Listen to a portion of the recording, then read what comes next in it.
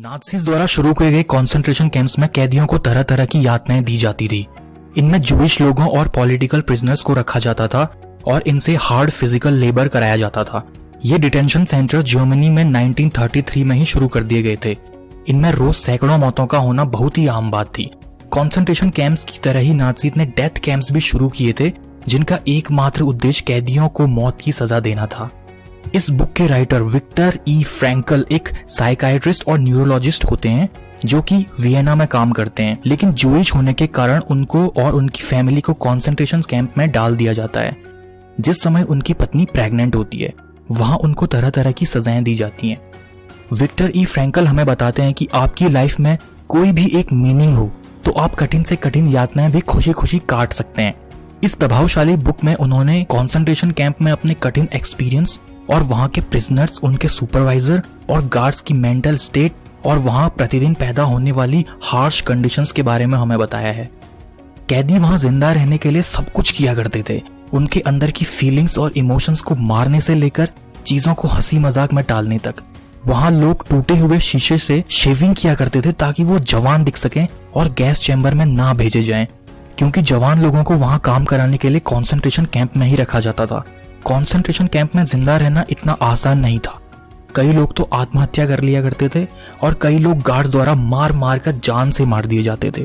लेकिन इन सब के बावजूद ऐसे प्रिजनर्स भी वहां थे जो इन यातनाओं से ऊपर उठ चुके थे और इन सबको खुशी खुशी झेलकर प्यार मोहब्बत से रहना सीख चुके थे। भले ही वो लोग अपनी सफरिंग्स की जड़ को खत्म नहीं कर सकते थे, लेकिन वो उन्हें इम्ब्रेस करना प्रैक्टिस करते थे और 2 मिनट मिले हुए खाली वक्त को भी फ्रीडम समझकर एंजॉय किया करते थे।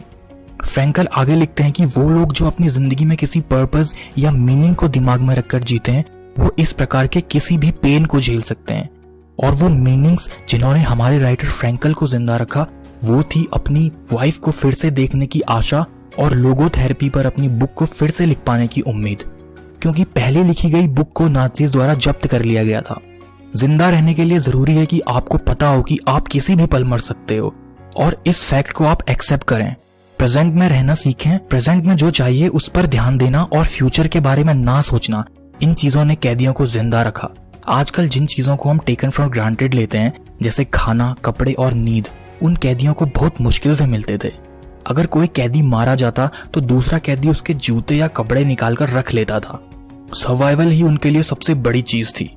आपको भी अपनी जिंदगी में अपना पर्पस या मीनिंग ढूंढनी होगी जो आपको कठिन से कठिन परिस्थिति से लड़ने की ताकत देगी।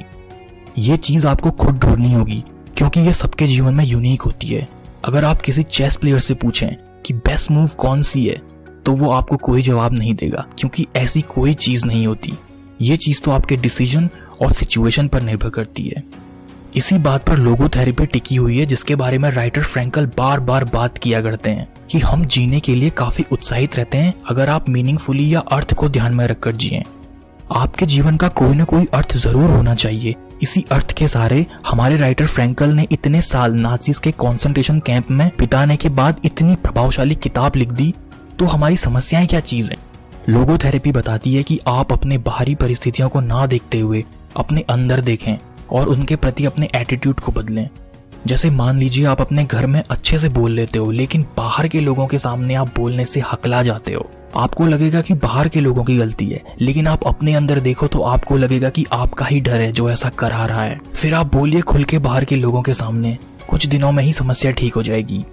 यह चीज आपको एंशिएंट स्टोइसिज्म भी सिखाता है और हमारे भारत के गुरु और उनके द्वारा दिए गए मेडिटेशन का भी यही बेसिस है कि आप अपने अंदर देखना और ऑब्जर्व करना शुरू करें, क्योंकि आप अपनी नजरिया बदलेंगे तो हर घटना में आप अर्थ ढूंढ लेंगे, तो बाहरी सिचुएशन आपको बहुत हल्की लगने लगेगी।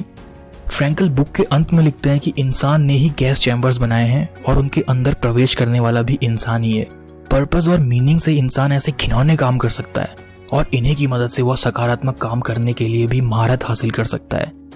हर एक इंसान में उसके साथ होने वाली सिचुएशन के लिए अपना व्यवहार और एटीट्यूड बदलने की क्षमता होती है। फ्रैंकल बोलते हैं कि 3 तरीकों से आप अपनी जिंदगी में मीनिंग ढूंढ सकते हैं। एक तो अपना काम के माध्यम से, दूसरा प्यार के माध्यम से और तीसरा सफरिंग के माध्यम से।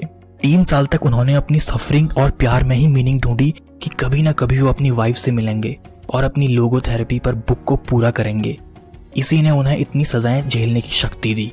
इसके बाद उन्होंने अपने काम के माध्यम से पर्पस ढूंढा और इस बुक को पूरा किया, जिसे पढ़ के आज तक हम इंस्पायर होते हैं और संदीप माहेश्वरी जैसे महान इंसान की ये one of the favourite books बन चुकी है। तो दोस्तों, अगर आपको ये समरी पसंद आई हो तो इस समरी को जरूर शेयर करें और ऐसी ही इंटरेस्टिंग समरीज के लिए हमारे चैनल न्यू एज ब्रेनियाक को सब्सक्राइब करें और बेल आइकन को भी जरूर दबाएं, जिससे कि ऐसे वीडियोस आप तक सबसे पहले पहुंच सके। Thank you so much.